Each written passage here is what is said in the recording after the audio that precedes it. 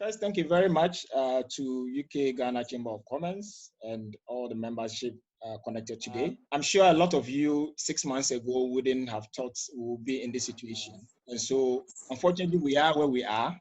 Very interesting and challenging times for a lot of businesses. And even with those who are prepared, and I know some businesses have some kind of business continuity measure, even the very ones that have some kind of business continuity are really having the impact of having to now be forced to work from home. So we are, as business, making a lot of unfamiliar decisions, some of them very difficult ones, when we are very used to engaging our customers face-to-face, when we are used to sitting face-to-face with our teams, and now suddenly we have to be forced to now work from home remotely. Even if you are ready, and there are instances where your customers are even not ready, your suppliers are not ready, and it poses a lot of challenge. So today we'll really walk you through what are things that you need in these difficult times to still make sure that your business is still moving on, but also questions that you have in your mind as to how am I still going to get the best from my team even when they are working from home, because we understand the challenges that comes with it. But also, beyond just what I'm going to share with you, how to set up and all that, we would want to share our own experience. And that is where Ash, my HRD, will take it from. We'll share with you our own experience and how we are coping with the changes. So there are a few questions that, we all ask ourselves when we move into remote working. The very first for me is that if you are moving to remote, it starts with people. Technology is very key, and you mentioned that as a technology company, we play a very integral role in making sure that we empower people to work remotely. But remote working for us starts with people. And here you work with people in the office. You are not used to working from home. If you happen to be with family members, that's your style of working. But then you have to adjust to working with technologies. Even as a country, as a continent, we personally not ready in terms of using technology to work remotely. Culturally, people want to see your face to be able to be sure that yes, you're actually really, really being productive outside of the office. A lot of managers, a lot of businesses have raised concern around would I get the best out of my team even if they are working remotely? But also a lot of people even struggle to use the technology that we have today. Not everyone is that savvy when it comes to technology and very familiar with a typical remote working environment. So whilst I walk you through the mix of technologies that you will need, but for us, the most important thing is that you need to build the skills of your people for them to be ready, because it starts with the human beings. The robots will not work from home. It's the human beings who will work from home. So part of what I will be doing is just to share with you some collaborative tools, some technologies, but more importantly for us, it's important that we build the capacity of our people so that they themselves will be ready to be able to use this technology irrespective of where they find themselves. So again, for us working remotely, there are things that you need to take care of. And it's important to have a very clear guidance for your team when they're working from home. The associated risk, and associated risk can be so many things. It could be people not simply being disciplined in working from home, people just not having the right sort of connectivity to work from home. You are leaving people with your data and they are sitting at their various houses. Some of us don't have the capability to manage that information whilst people are working from home. For some employees, because you don't have the logistics, sometimes you even ask them to use their mobile phone. It comes with a lot of risk. And so making sure that you have a clear policy guidelines on what they should be using and how to use it is very, very key in making sure that you get the best out of the team. But before you choose those technologies, the tools and the systems that you need for your people before you choose them. Remember, we are all different human beings. People typically would want to be on voice calls. Some people would typically want to be on audio calls. Some people want to be the kind of test people. Some people want to communicate by WhatsApp. There are two different human beings that we find ourselves when we are working from home. So it is important for us to really identify for our teams, which of them would want to use voice to be engaged, which of them would want to use those collaborative tools that I walk you through to be able to be engaged. But we are different people who would appreciate different things altogether. What we need to do is to really understand each one of our people, what is required of them. So questions are around how are they going to keep in touch with their customers, and what is the best way to keep in touch with our customers if your team members are typically customer-facing people? How are they going to touch base with their suppliers? Because you still need them to be able to connect to these suppliers. What kind of technology would they need to be able to do that? Not all your suppliers could be ready as far as technology is concerned. Not all your customers will be ready as far as technology is concerned. So you need to have that at the back of your mind when you are building your technology tools for your team, because the team will not be talking to you only. They will be talking to customers, they'll be talking to suppliers, and they'll be talking to some other key stakeholders. So it is important to have that at the back of your mind. What tools do you need to be able to still make sure that they are engaged and stay productive and be able to share ideas? You need to start thinking of those things when you are setting up your collaborative tools and in working from remote. But for us, the first thing to do, it doesn't matter how big your company is, how small it is, the first step is to make sure you move your environment to a cloud. You can't be working from home when you still have the brick and mortar infrastructure. So the first step to be able to be ready is just to make sure that you move that infrastructure into a cloud environment and a virtualized environment, so that it doesn't matter where I sit, I can securely connect and have access to information. So that for us is the first step. But here are some other tips that you need to be aware of. So making a decision, you need to decide whether or not am I going to use my own gadgets, my own devices, my own hardwares as a company.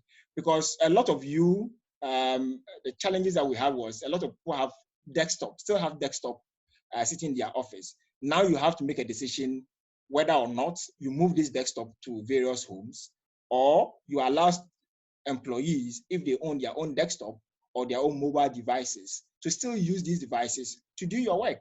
And again, it comes with a risk, but you need to make that decision, right? Once you have made that decision, you need to then also identify what kind of application, what kind of critical business application that I will need my team to connect to.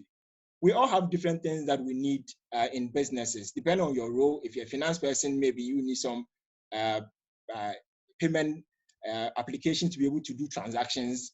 If you're an HR person, you would want to get some kind of information around your people and data that you'll be able to access about the people. If you're a salesperson, you want to be able to monitor your customers, have engagement with your customers. You need to understand what kind of applications that the team will need. Apart from the general things that we all need to be able to connect, we all need Skype, we all need all those other collaborative tools, but there are critical information that you would have to give to your people. And obviously, if you have suppliers that you have to grant them access, you also need to decide what kind of access do I need to grant to my suppliers. So an issue around, if I have to then connect my suppliers, I have to connect some other vendors to be able to access my online environment, you need to be able to make that decision and see how you bring them into all this. But you cannot set up this without having a support desk. So it doesn't really matter how big your business is, you still need some kind of IT support desk. That IT support desk can be remote IT support desk, an outsourced IT or in-house IT, but you still need people to be supported. Remember, this is not their familiar environment. They are used to driving to the office. They are used to visiting their customers, meeting their clients. So if you are going to be doing that, and in an environment where We are not there yet. I tell people that it's expensive to just fly from here to another African country, but cheaper to even fly from here to US and UK. So we are not there yet. Technologically, there are a lot of things that we need to change, but culturally also people just don't feel comfortable doing all this. So you need to have an IT desk to really support them go through this journey, but also provide them with, like I said earlier, options to either join voice or video conferencing calls anytime they need to join meetings. You need to be very flexible. We've had instances where people wouldn't want to go through online digital tools to get into meeting rooms. They want to just go through voice, regular voice. It could be either they themselves or they don't feel comfortable in maneuver their way through that environment, or it could be that where they are, connectivity could be an issue. But voice, we can all get voice. At least you don't need 3G to be able to dial into a voice call. So the normal 2G will be fine for you to be able to at least allow your team to log into a regular meeting through voice. So you need to make that decision as well. But also you need to be able to make sure that you provide both a wireless, fixed, mobile connectivity for the team. There's no way you'll be able to work from home when there's no connection. So there's a business, you need to be able to then decide which kind of my team will actually will need more voice to be able to join call or reach out to customers. It could be an outbound call center. It could be a telesales people, because now your sales will have to be turned to telesales people because they can't visit your customers. So you need to then determine what kind of voice and data and type of telecom service that I need for my team to be able to work effectively. Here are some few trusted collaborative tools. One of them we are on today. We are using Zoom. But I actually put them into 3 different categories just to give you a sense of what they all do. Some of them do multiple of things, right? So the first on my left is more of things that you can use to share files, work with your team online, working with on the same file. You can be able to share files across. But they also, for example, Microsoft Teams can also do the same kind of meeting we are doing today. The middle ones are purely tools that you use for conferences, either audio, video conferences. You would have to choose between your business, which one you would want to use. I know there are other open source kind of applications that you can connect, but you just have to be mindful of security, which is one thing that I will go into in my subsequent slide. You have other ways to also engage your larger team. So you can create a whole community for your employees, not just for smaller teams. So things like Workplace and Yammer is an area that you will probably also look at, because then you create your own social media platform to engage your team and interact with them. And those ones go beyond just a smaller team. It's a business-wide that you'll be able to engage your teams across. So think about any of these tools. Like I said, there are other tools that you can use, but all depend on what you really want to achieve. But again, you need to just be mindful of the security of the data. Since you're moving everything into the cloud, security becomes an issue. And that leads me to my next slide. So you have set up your team. They are working from remote. They have the connectivity. Some of them are using their devices. Some of them are using company-owned devices. But it doesn't end there, because remember, you've moved everything into the cloud. So people are also out there full-time looking for networks that are vulnerable for them to attack. You have people having devices that they do all sorts of things that you don't have control over. It is important to protect these devices and have direct, people will say privacy, but you need to be able to have visibility of where the devices are and what they use the devices for. Because it's very critical. It could be that accounting application you are running. If that person is not managing that device, well, being it a laptop, being it a desktop, being it a tablet or mobile smartphone, that person could be using it for different purposes. And we all know, we watch all videos, we are tempted to click on links that we are not familiar with. So you need to put in a very robust IT security to be able to manage your devices. So things around making sure from time to time you run some firmware to protect your data from your devices, but you also need to invest in threat management tools to make sure that your devices are protected from malicious attack. In some cases, you would want to make sure you implement what we call the two-factor authentication to make sure that people actually get verified twice before they go through your online environment, to just be sure that it is the person you are talking to. I mean, the banks does well. They will send you a one-time PIN before you even log onto your online banking platform. So a similar kind of thing that you would have to implement for your team.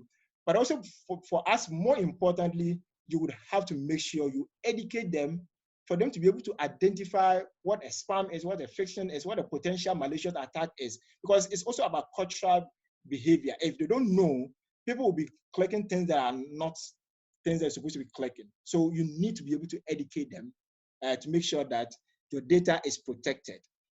So beyond just getting your team connected, making sure you have the connectivity, the tools to work, we think that, and I started earlier telling you that it's beyond just your employees. How are you getting your customers, your suppliers also ready? So there are things that if today you are working from home will help you. If those decisions has not been made, it's still not late, you can go back and relook at it. You would have to start looking at, if you're an FMCG, you have to look at, how do I manage my assets, right? How do I manage my coolers? How do I manage my buildings? We are all home. How do we mean, are we sure that the buildings that we have, very, very important things in there, our trucks, the very limited trucks that are on the road, are really monitored? How are we being sure that the containers that are on the road are monitored? You should be able to sit at the comfort of your own, give that power to your employees to be able to monitor all this. And these are things that are possible. You also need to look at things like Trading Bridge. And Trading Bridge is really very common. It's a tool that we implemented in South Africa for the likes of Nestle and Unilever. So Trading Bridge is basically integrating the CRM, the ERPs of your value chain, the supply value chain. So for example, if I work at Unilever, I can connect the likes of ShopRite, Melcom, Game, those supermarkets that I know are the supermarket that we have a lot of footfall. Even now that we've even closed and there are still people going there, I should be able to see what the stock movement is, so that if I have to dispatch anybody to go into ShopRite, Game to give them stocks, they are doing that with that insight. So there's a Trading Bridge, and these are things that a lot of business have used, and things that we are powered in other markets within the Vodafone family. But also, one of the things that are now even important is e-commerce. So if we're not taking e-commerce seriously, it is really the time to even take e-commerce seriously, and making sure that online shopping is really something that we are embracing. Online payment is something that we should be embracing. But also digital self-service platforms, things like remote contact center, digital channels for our customers to still engage us. Because physically, you will not be able to attend to all your customers. This is a time to invest in digital channels to be able to connect with your customers.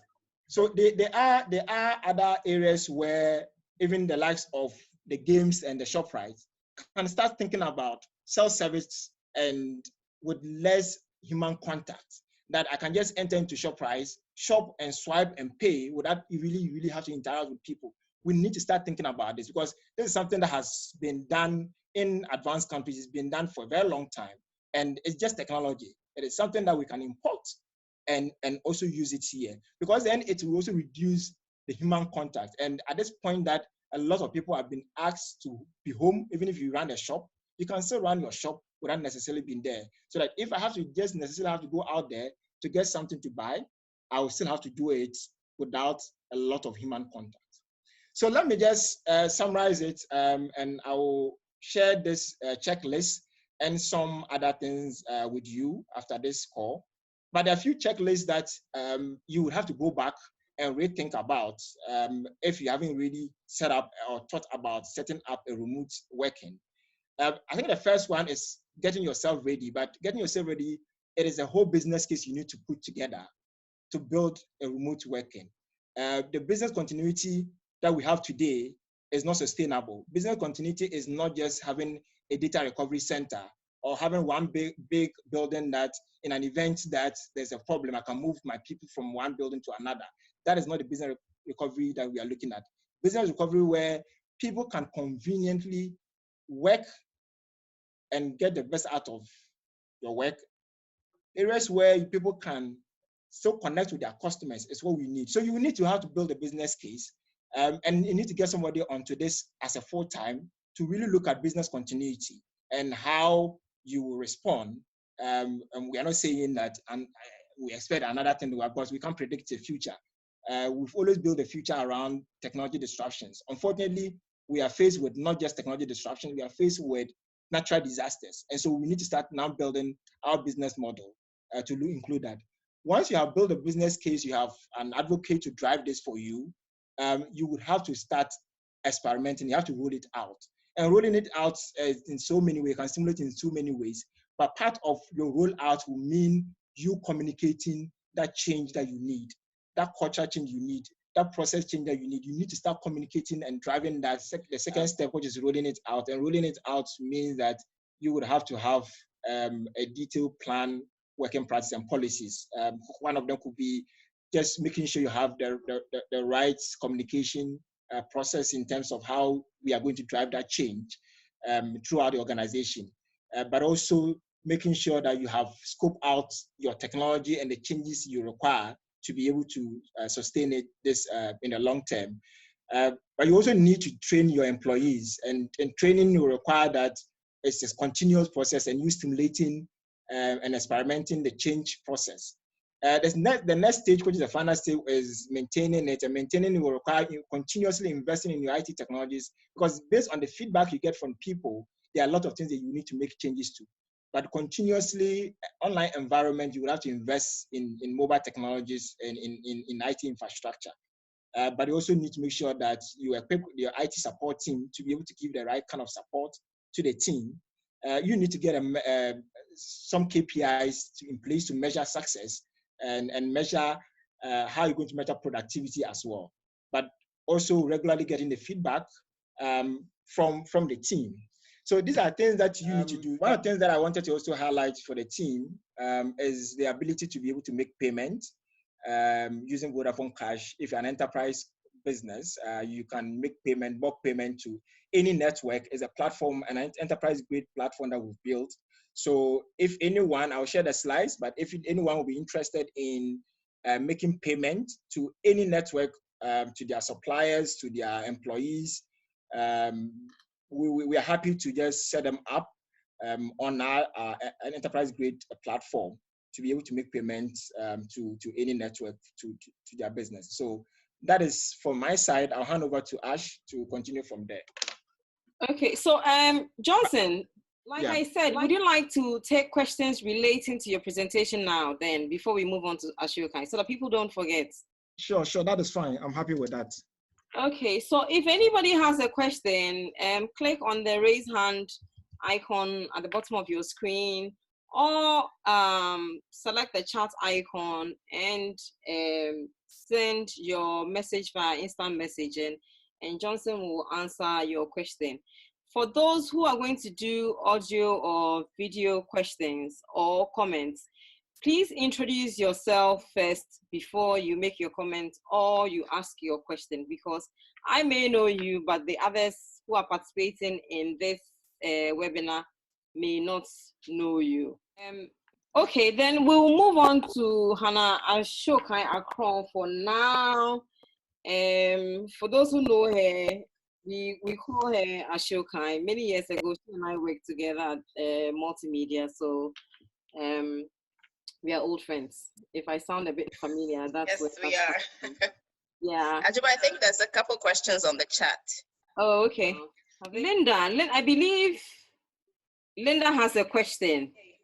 Okay, no, I missed bits and pieces of the presentation, so I may be asking a question that has already been addressed. Yeah, so my question is that, is there any software that is recommended to be able to monitor the productivity of your remote workers? Okay, so the question is whether there's a software to monitor productivity. Yes, maybe the activities of remote workers. So there are a couple of things that you need to also consider in that environment. So depending on the nature of the jobs, I'll give you a typical example. If you are into sales, typically, there are sales tools to measure productivity, whether people are actually logging on and using the tools to work. Because you have clear KPIs for them, you would know how many times they've logged in and what they've done. You can always pull reports. We have tools to really monitor activities of people, whether they have actually logged on and used the devices, and visited the site that they're supposed to be visiting, and the application tools they're supposed to be visited. But those ones are more of a mobile security devices to be able to monitor the activities of the team. But also you would have some other CRM tools that you'll be able to implement. There are a couple of them that you can use. People have used one Salesforce. People have used some other tools from Oracles to be able to monitor activities of team members. So if those specific, I can just share with some specific things that you can do, but depending on your use case and what kind of employees you are referring to, because some employees, there are different things that you will need to measure. Johnson, maybe I can add on to that as well, if I may. So, yeah, sure, go ahead. Yes. So it's a very interesting question, and we get that a lot, especially from managers. And what I always say to them is that we should, especially around this time, we should be relying a lot more on our line managers to ensure that employees are doing what they're supposed to be doing. Because employees can always fiddle with, a system or a software. I'll give you an example. So we have, employees have to sign into Skype, they have to sign into the VPN. Some employees may actually sign on to the VPN and you see them actively on, but they are doing something else, right? And so now is the time to, instead of measuring, because we've been used to measuring performance at the end of the year or by, every, in the middle of every year, twice a year. Now what we have to do is, because you can't see your employees, you may not know what they're working on, except for your sometimes immediate team. What you have to do is now try and set up short-term goals. And that's what I'm talking about regarding like weekly goals, perhaps, or every 2 weeks.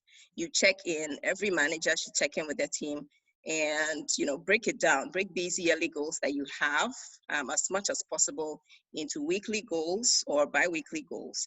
So that if the employee knows that, okay, by Friday, this and this and this is what I'm supposed to have delivered, they are not going to be spending all their time watching Netflix or YouTube, etc., because they know that on Friday, they're going to have that conversation with the manager to review, okay, this and this is what we said you were going to do. Where have you gotten to regarding that? And what is the next steps? So this is when, your line managers are very critical to ensure that people are doing what they're supposed to be doing. And to do that, we need to enable them and we need to help them set short-term goals for the teams. Thank you very much, Ashoka. There are several other people who have questions. And please remember to introduce yourselves. With Linda, I knew it was Linda, so I mentioned Linda, but she forgot to introduce herself, but maybe later, because I think she has another question. We have a question from Ruby Golo.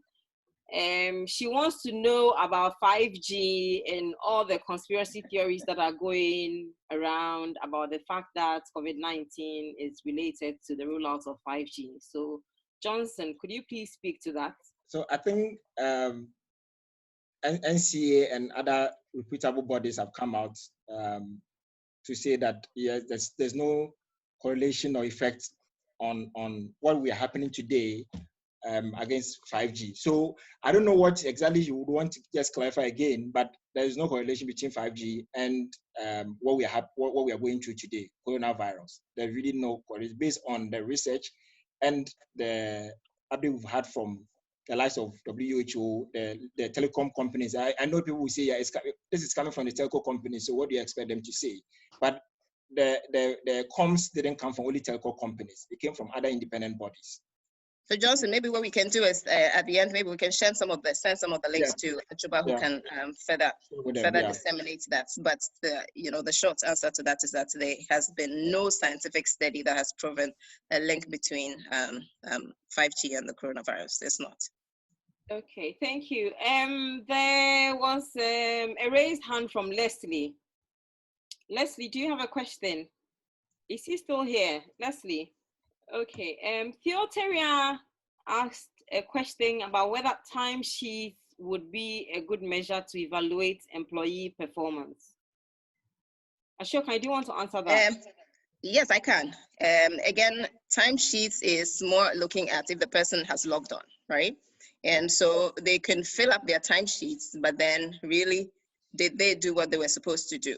So it just boils down to the work that you're supposed to. Let's even take this for example, right? So Johnson and I this week knew that we had to work on this presentation, and so for this week, this is part of our deliverables for this week. We had to work on this. There's a few other things that I need to work on, and that I need to check in with my manager to make sure that this is what we talked about. This is what needs to be done. This morning on our exco call, we're having a discussion regarding moving from the 1 week check-ins to a more maybe monthly check-ins, because this looks like it's going to, this COVID pandemic look like it's going to drag for a while. And so we've had our quarterly plans, we've had our yearly plans that every executive leader has. But then we need to review that yearly plan and break it down now into monthly plans that we can share with our teams. And people have responsibility. You have to, assign responsibility for the different things that are going to happen. And then in there, pick what works for you. If it's every week or every 2 weeks or every month at least, then people know that, okay, this is all that I have to do. And then at the end of the month during the check-ins, you review it, and people should do what they're supposed to do. Otherwise, then you have, separate conversations regarding that. Thank you very much, Ashoka. I believe there's a good note on which you can continue with your presentation. I see a raised hand from Jacob, but Jacob, you'll have to wait till Ashoka is done with her presentation, and then you can ask your question. So Ashoka, please carry on. Okay, all right. Thank you very much, Johnson, and thank you very much for having us as well. And hopefully this is helpful. So I will start off. Okay, so this slide is basically talking about how Vodafone approached the whole working from home pandemic. So this whole thing, I guess caught all of us, everybody by surprise. And before we actually got to the point where 100% of employees were working from home, there's a lot of different actions that had taken place already. And I would say that the first thing was our business continuity plans. So we have a business continuity team that monitors, things that are going on around the world, externally, internally as well. And then once it gets to the point where we feel like there's going to be an impact on business, then quickly we get the team together, and then we set up a cross-functional team to work with the business continuity team as well, to look at a holistic approach. So from the health and safety aspect, how does this impact us? From business, sales, revenue, how is this going to impact us? From employees, engagement, do we have enough people who have laptops, et cetera, et cetera. So it was a holistic way of approaching this, and we started having those conversations very early on in February. So Johnson, if you move to the next, I'll go into all these 4 different things that we did in more detail. So basically, the first step was, of course, activating our business continuity plans. And so in February, we started having daily meetings towards the end of February, beginning of March, daily meetings with the business continuity team, health and safety representatives from technology, from sales, from property. And we're looking at modeling different scenarios. So one scenario was, okay, what if everybody has to What if everybody has to work from home? How does that look like? How many employees do we have who currently have desktops who would need laptops? Can we order laptops in time for it to get here before borders are shut, etc.? Regarding security, are we going to be able to move around? And if not, who are the critical employees that we have to start having conversations with the NCA, with government about, so that if telco is deemed an essential service, how are we going to do it? So we modeled all these different types of scenarios. And I think that, to a great extent, is what helped us to be really, really prepared on day one when we decided that, okay, the majority of people were going to work from home. We also started having conversations with various vendors. So, for example, our cleaning companies, right? So we educated them on increasing the frequency of cleaning that they did, and also the different places of the building that they have to pay particular attention to, so people's desktops, etc. And then ordering sanitizers and PPEs, because we found out that it was becoming increasingly difficult to source these items. So we started ordering sanitizers, PPEs that we could then distribute to our people who would still have to go out in the field. Twice weekly, we had EXCO meetings with this cross-functional team so that they updated us on the work that they had done, and then we give them direction into the next week on what to work on in different scenarios as well. So by the third week in February, before the national lockdown, 80% of our employee population were actually working from home. And we started out by rotating functions. So we said, okay, so this week we will have HR, finance work from home.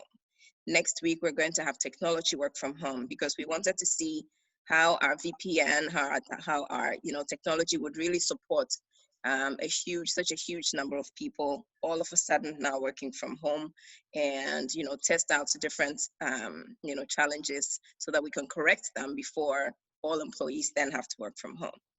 At the moment, we have 93% of our employee population who are working from home, and the only exception is our frontline employees. So these are our fixed engineers who have to still go into people's homes to fix faults or to install broadband service, and then also our retail employees as well.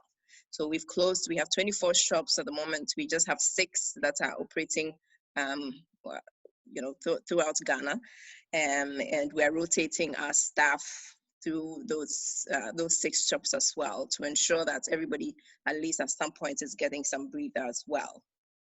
And then we had training sessions with all line managers on how to manage remote teams. So if you're a line manager, one of the things that I mentioned earlier is, how are you now going to monitor performance? How are you going to ensure productivity doesn't drop?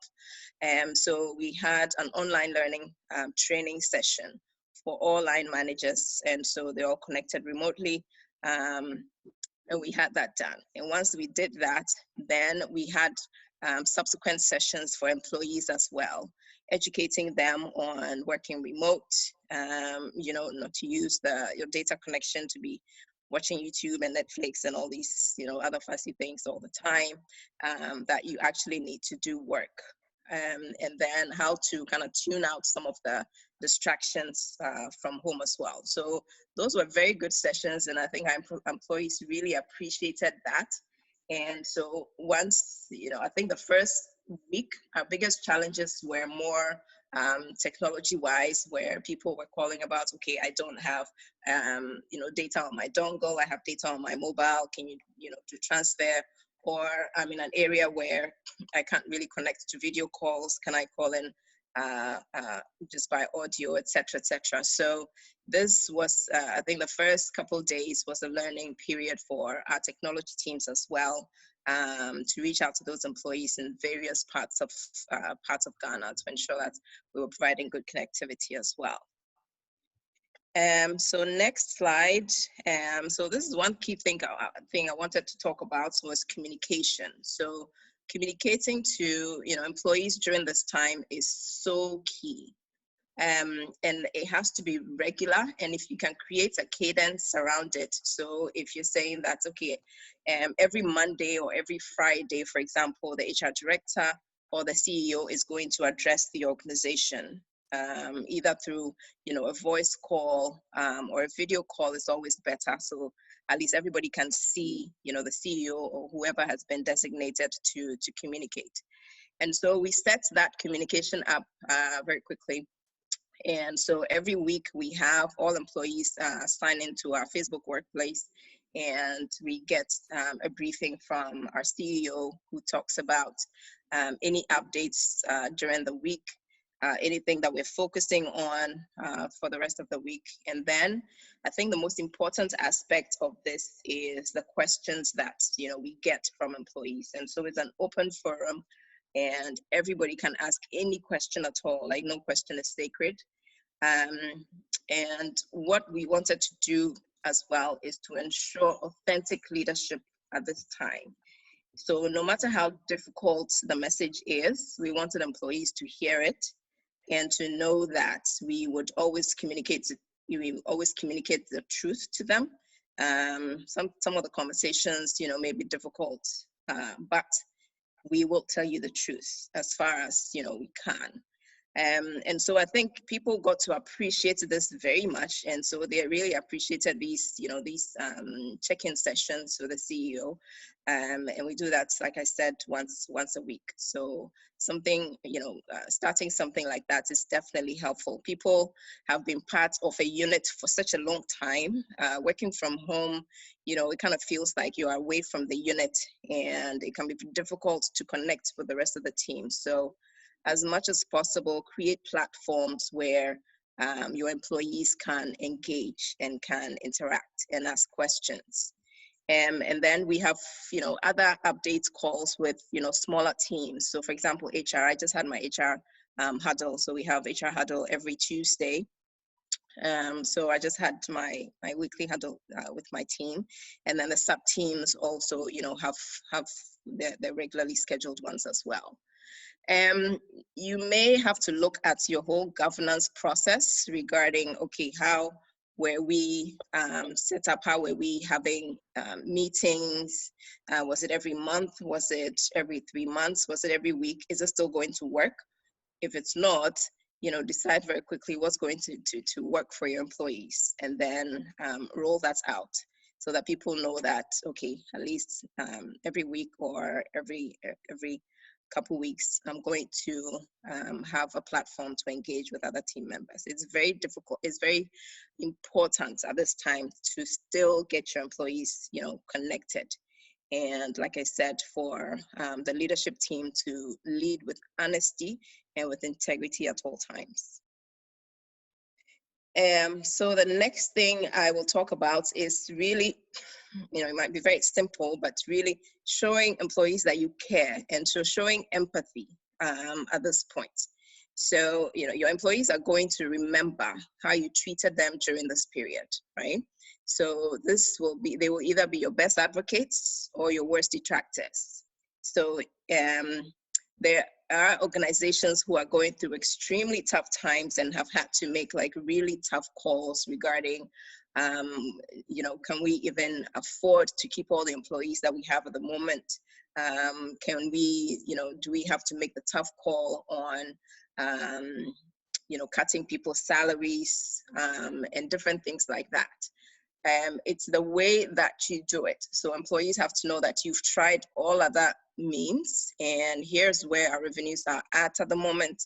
And, if we don't ask everyone to take a pay cut, it will get to the point where we may have to ask people to go, and we don't want to do that. So if you find yourself in a situation like that, it's the way you have to find a way to, package that message well and deliver that message. And hopefully before you get there, you've created that cadence with employees where, they know what's going on. You're continuously sharing information with them so that once you get to that point and, kind of have to make those tough calls, it doesn't come as too much of a shock to them, and they are with you as you're doing that. Other things that you should do, if you have frontline people who are still having to go into work, at least consider providing hand sanitizers. For us, what we did was for all our frontline staff, so the retail and the engineers. So we provided hand sanitizers and PPEs, so the masks for all our frontline staff as well. We also decided that we were not going to ask them to, take trotro or taxi during this time. And so we're having our fleet pick them up from their homes and takes them, so the retail now works 9 a.m. to 2 p.m. So we do pick up and we do drop off as well. Our experience center, so our experience center staff was the biggest group that were working with desktops and taking calls from home, etc. Now we have literally about, I think almost 90% of our experience center staff now have been set up at home. And so, we worked literally night and day to move their desktops and have it set up in their homes, so that they could actually answer calls and pick up calls remotely as well. So I think this last 2 weeks ago, we decided that for employees who are still going out in the front line and putting their lives on the line, we're also going to provide lunch for them. So that's one thing that we did. Early March as well, another thing we did was to bring in, so we partnered with our healthcare providers, Glyco. So Glyco has been amazing, and they have provided free of charge their doctors to come and speak with various parts of our organization. And so before we actually had the lockdown and had to come home, they came into the office, had various sessions, and then we had Skype calls as well for the remote teams, so they could ask questions, they could educate us on COVID-19, some of the things to avoid, how to build our immune system. And it was an open platform as well that employees could ask questions, and employees really appreciated this as well. On Thursday, we are having somebody from Dr. Konete Ahulu, so a renowned psychologist, to come and speak with our employees about some of the stresses that are coming up now regarding working from home, and also just basically the whole lockdown and what people are going through mentally. And so what are some of the tools that the doctors can give us that we can equip ourselves with during this time. And then aside from that, just regular education and tips on the various platforms, digital platforms. Sometimes we send SMSs every day just to encourage people. Yeah, so as much as possible, just really this time, wrap your hands around your employees, show them that you care. Every organization is different. We have smaller organizations who absolutely cannot afford to do some of these things that the big organizations are doing. But, put your heads together and see what you can do, and employees will appreciate it. And then, so I think this one is the last slide. So basically keeping our employees engaged during this time. So like I said, they're still a unit.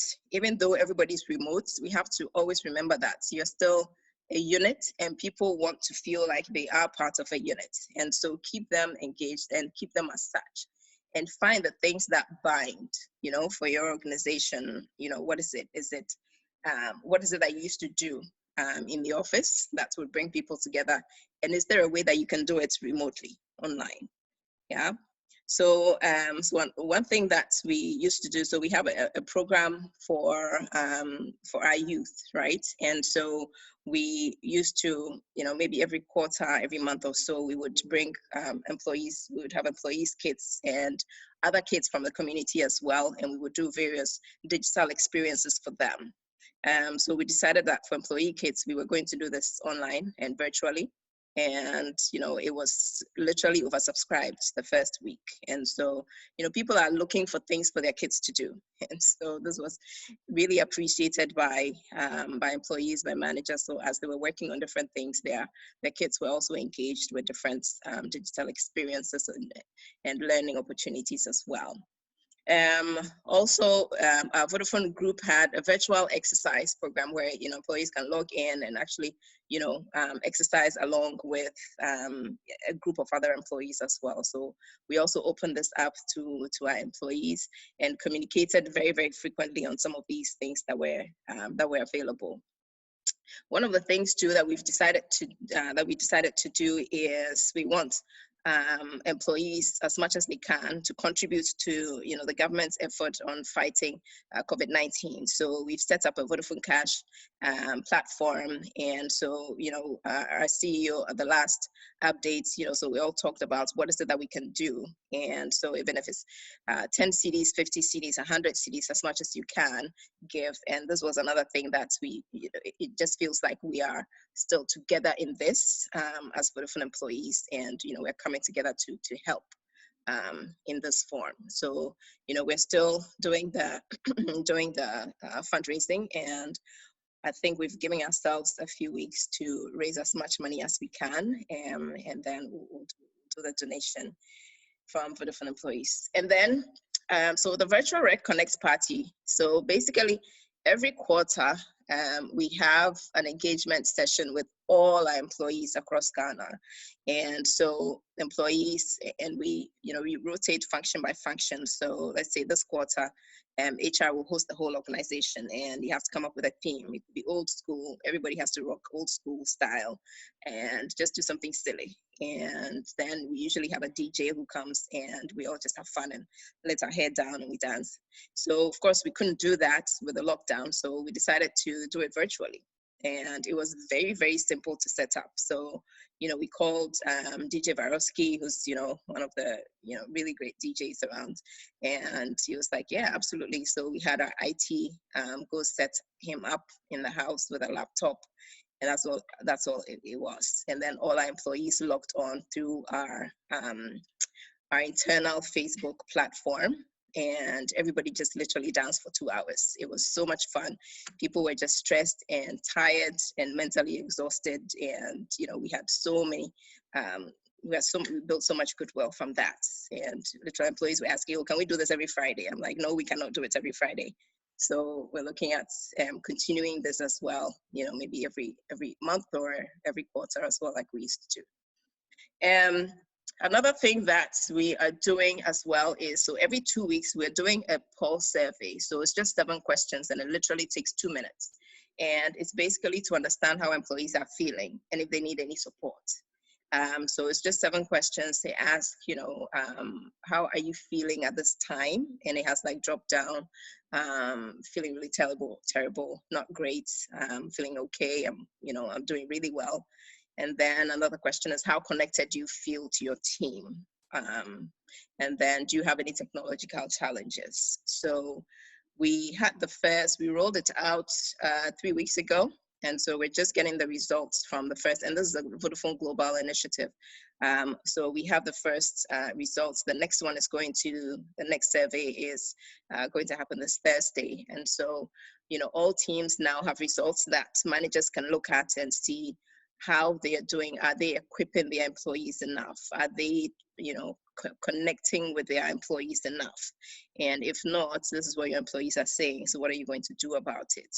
So I think that has also been very helpful. And, everybody can just create a very quick survey.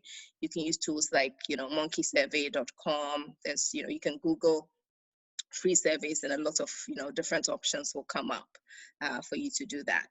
And that's another way that, you can keep your employees engaged and keep the conversations going. So that, I think, is basically all I wanted to cover. And then, of course, I'm open to questions as well.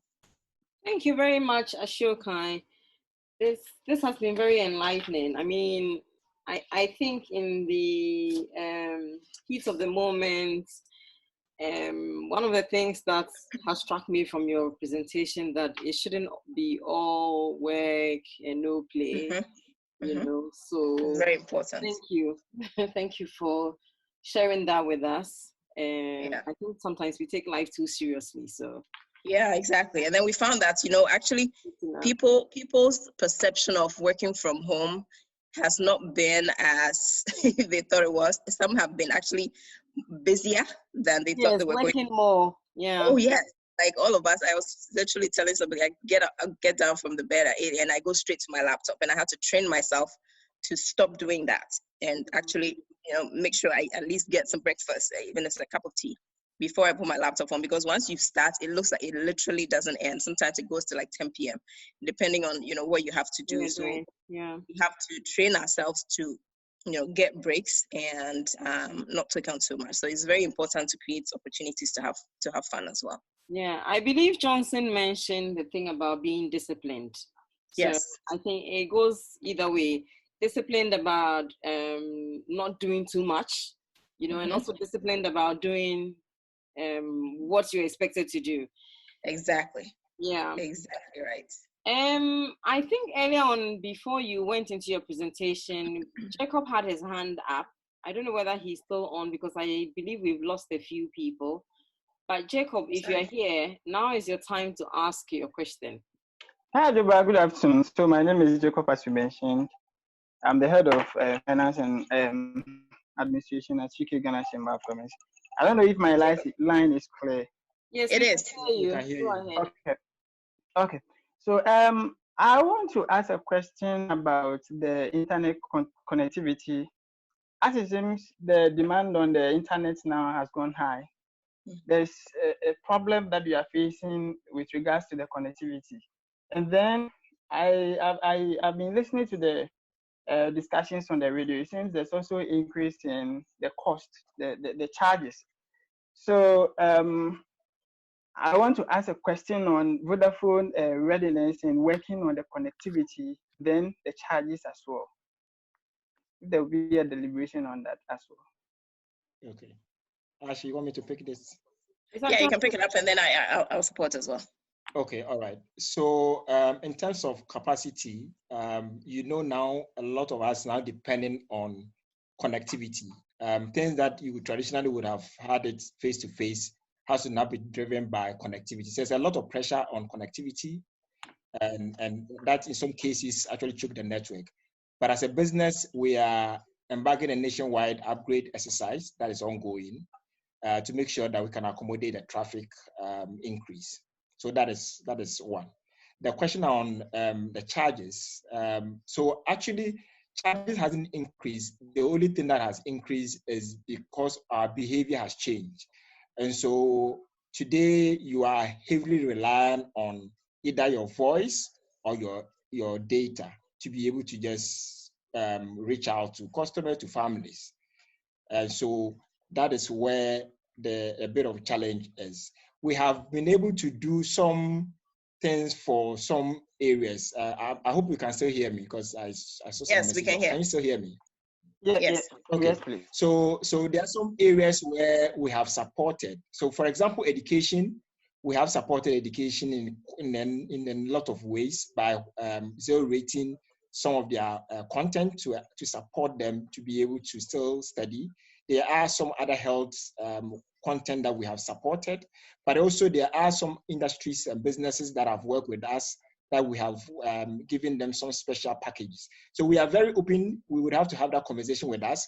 But in terms of increase in data, we haven't really increased the price of data. It is just that our consumption has gone up as people.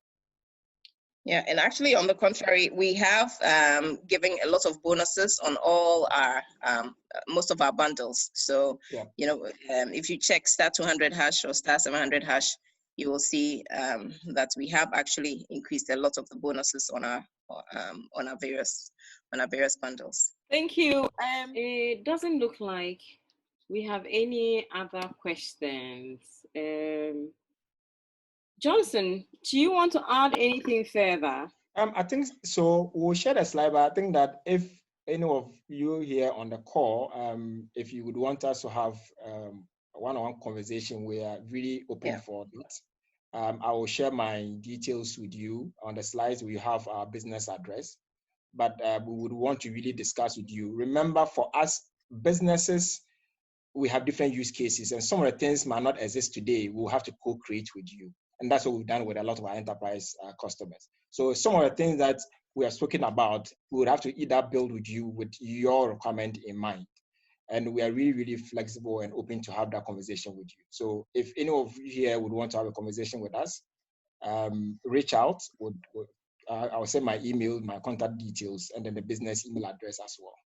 Right. Yes, Okay. exactly. And we're very happy to take questions later as well. Yeah. Yes. Okay. But I see that Jacob has his hand raised again, so perhaps he can ask his question. Jacob. Okay.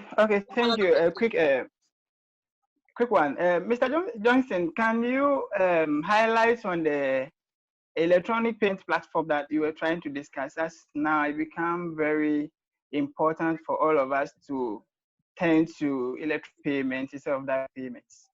Thank you.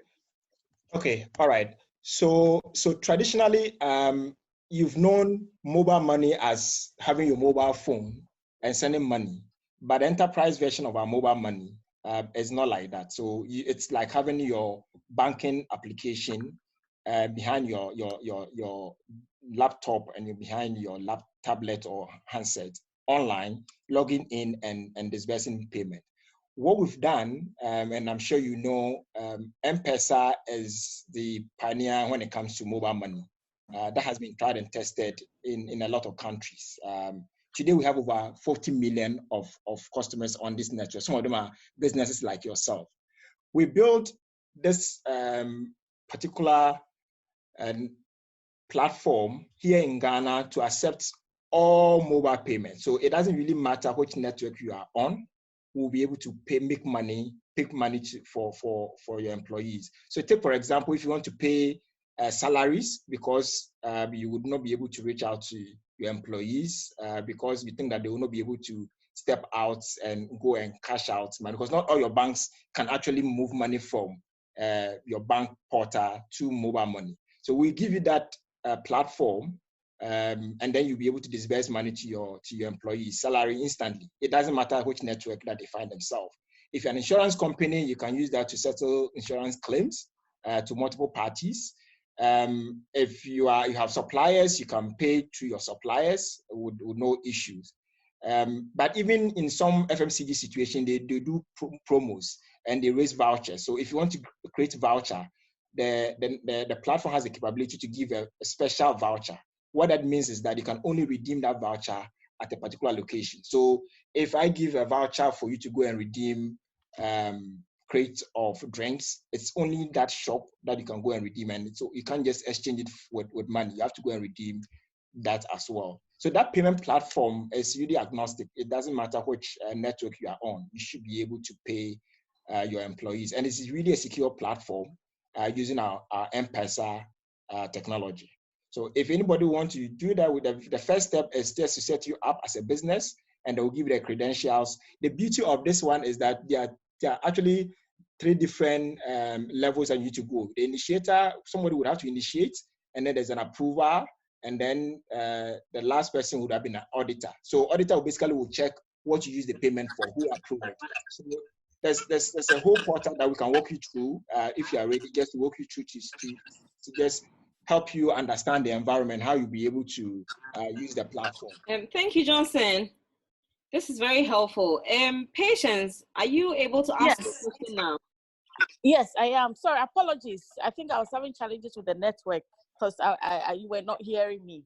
No. And say thank you, Ajoba, and to Ashokai and Johnson as well. It's been very enlightening to hear you speak and to say that, yes, we're doing some of the things that you mentioned, but I think I learned quite a few things like, regular communication, being truthful and authentic leadership and all that, because it almost feels like we're all hoping a short-term something. We're feeling, this would be over very soon, and therefore, just looking to see how we could start normal work again. But maybe, perhaps this is the way it will be for a while. So thank you for sharing that, and we will, do well to pick up a few of those lessons. But I had a question for you, maybe Johnson or whoever wants to answer that.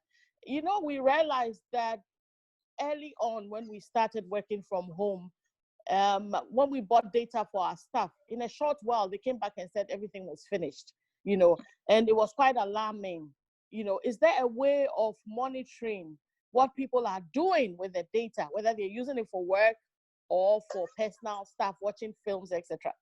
So if you don't already have what we call managed mobility on these devices, it will be a very difficult thing to do unless you would want to, if you come back to us and ask for a report, because these are paid service from your company, we'll be able to pull a report, a very high level report, and share with you where, I mean, content areas where they visited, not really necessarily the content, but areas where they visited, for you to have a view of it. But if you have a mobility tool, you'll be able to monitor it yourself without even coming to your service provider. But it's possible if you raise a request to us, we'll be able to give you that information. But I think that what I would suggest we rather do, because what we've noticed is that a lot of our customers, even when you try to probe further, when you ask, they ask for data, and they come to you and say, oh, I need 5 gig of data, 10 gig of data. I think it is important for us to really understand what you use the data for and what kind of application you're going to run. Because if you are going to be running Skype, Zoom video calls constantly, I mean, on a regular basis, then we need to really look at it and see how we'll be able to support you. But the challenge is that a lot of them really are not open to have conversation, because you need to be very transparent and tell us, look, I need this for this purpose, and this is the kind of application, so that we can guide you. If it means that we have to make some concession and support you drive this, we are in this together, and we'll be able to help you. Because the behaviors has changed. Your consumption will not be the same. I mean, you're asking people to stay at home 24 hours. There's chance that they will also use the data to do other things, which sometimes it will be difficult to stop them doing. So it would be good to really understand what you use the data for, so that we can help you. Yeah. Fantastic, thank you. But from the employee side as well, I mean, look, let's be realistic. There will always be people who try and abuse the system and try and abuse the data. So we have to be very clear to employees as well too, that this is the data that has been allocated for this period. So if you're coming back and you're asking for additional, you need to be, you know, when we check, or if we check that, you know, the websites that you visited and stuff, 60% of that shouldn't be, you know, YouTube and Netflix, etc., etc. Because if you are coming back for more data and you know that majority of the data that was allocated was not used for work, then you have to go and top up yourself. Yeah, you have to buy additional data to top up yourself to ensure that you're getting work done. So, you know, you have to be very clear with employees like that as well. Thank you very much. Do we have any more questions? I think we are scheduled to end this at 2:30. It's about 2:25 now, and so there's room for a few more questions. Does anybody else have a question? Jacob, your hand is still raised. Do you have a question? I shouldn't have, but because it's still raised, I'll ask a few ones and then. Hey, just lower your hand. Okay, so in fact, thank you very much. It's very educative. What I want to find out from the presentation is the fact that most of the presentation was focused on the system or measures that Vodafone put in place since this lockdown began.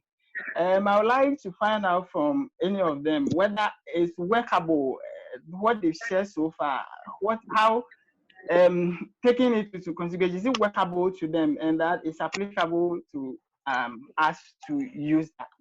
Okay, so I think that Jacob's question is that since you implemented these measures that you've talked about in your presentation, he wants to know that I think we are in the third week of a partial lockdown by the government. He wants to know how these measures you've described have worked. What has worked? What hasn't? What have you changed? And I believe that it's an answer that other participants are interested in hearing about. Yeah. So for us, a majority of the things that we have implemented have worked, and so we're actually looking at So the pulse survey actually that we did was very helpful in determining some of the things that, you know, employees still wanted us to work on. So, you know, there was a question about, do you have all the tools that you need to work? And so on that, there were a few employees who had, you know, a lot of, because there was a comment section as well. So we got some comments regarding, okay, this particular, you know, thing, solution that you provided didn't work. Can I, you know, can you suggest this instead? So most of it was around technology. But aside from that, I think what we did initially was we kind of took work from traditionally the way it used to be and tried to simulate that exact same thing once, you know, we're home. And different teams have to do it differently. So you have to look at what's, you know, regular cadence check-in sessions is going to work with your employees. I mean, you can't do everyday video calls, and for video calls as well, you know, that's a good example I'll give. For video calls, it wasn't every time that it was you know, appropriate or it was good for everyone, and also ended up choking up the platform a lot. And so we decided we were actually going to turn off the video capability for all employees unless you send in a request to IT, or for specific meetings we open it up. And so that allowed a lot more people to connect via voice, and to have a lot more people who were participating in these meetings as well. Let me see what else are we looking at. I mean, the whole situation is very fluid, and so as we go on, we get, you know, feedback from employees, and then we tweak, you know, but as much as possible, we try to communicate early, and we ask employees that, you know, they communicate to us very early as well, what is going on, what is not working, so that we can change things. Thank you very much. So just a quick one. I manage customers as well, so it's just not within, just only the issues that we have within. So for us, the challenge has not been within, it has been external. Trying to now get your customers also adjust to this kind of way of working for us has been a bit of a challenge. So I typically will have a meeting with a customer in Kumasi, and I expect you to actually fly to Kumasi. Now you cannot, and they are not used to it. So you have to really kind of babysit and get them up to that level. And that has been a learning curve for some of us, and to say that, look, once we are getting ready, we need to make sure that our customers are equally ready, because otherwise we will not be able to just run as a business if we are just internally ready and our customers are not. So it's something that we are actually taking it seriously to make sure that our customers are equally connected and they are actually ready throughout this journey. And then, sorry, I'll add one more thing. So before we moved to, you know, picking up our employees from home, we actually went to Uber, and, you know, we had a conversation with Uber around, can they give us discounts regarding our employees taking, you know, Uber instead of going on public transportation where they're more at risk. And so I just thought I'd throw that out there. I know that Uber and other services may be helpful to you guys as well, if you still have people out there who have to go in the field. Okay. Thank you. This has been very, very, very revealing, very helpful. I mean, a lot of these things for a lot of companies, if they have formal structures, they probably knew these things already. But when it comes to actual implementation, sometimes, given, like you said, the fluidity of the situation, and given the fact that initially everybody was a bit confused and harassed, sometimes you forget stuff, sometimes things fall through the cracks. Yep. And therefore, this has been very useful to sort of focus us on, you know, the steps we need to follow, the things that are important. You know, like Johnson in his presentation said, you know what, you're going to be relying on technology. It's very important that you move your storage to a cloud. You need to ensure your the security of your data, sensitive information, how it's engaged, you know, and these are very, very important reminders that, yes, you are going to be working virtually as a company. You need to provide all employees with clear guidance on the do's and don'ts of working virtually. as a follow-up to that, Ashokan has talked about soft issues around managing your teams, showing them that you care, constantly engaging with your teams. And I think the biggest takeout for me is to remember that all work and no play will not help. So yes, when we work in physical contact with our team members, we always have the soft issues at hand and we deal with it. There's team bonding sessions, there's fun activities. And so you need to bring that also back into the virtual environment. So thanks for the reminder.